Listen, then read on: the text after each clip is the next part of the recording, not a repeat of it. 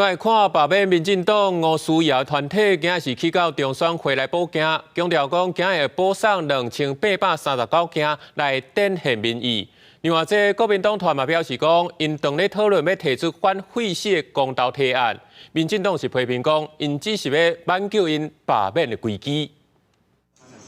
地动山摇，罢免双无。甲要补件的罢免连署书用2月第2号送去中选会，进前罢免案连署第一阶段结果公布，9个立委罢免案无通过审查，地动山摇团体切拉去中选会补件，强调这届送的份数是2839份，展现民意。哪怕我们需要补件，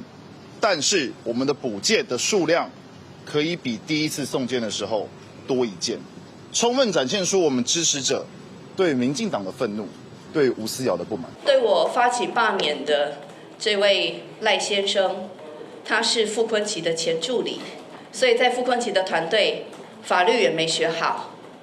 然后连数学统计都这么糟哦。吴思瑶颠倒批评进前的查对结果有死亡人数86人，要求台北市选委会应该爱面对可能有假造人数的情形。大罢免日都还未休，尤其是针对民进党立委的罢免人数，第一阶段人数审查都无通过。那真侪的国民党立委罢免案，得要进入第2阶段的人数，传出国民党党团反这大罢免，要提案反废死、反恐误等公投案。反实质废死的这一件事情，就是我们现在演绎可能要进行公投啊，那包括不管是联署还是立法院提案，如果提出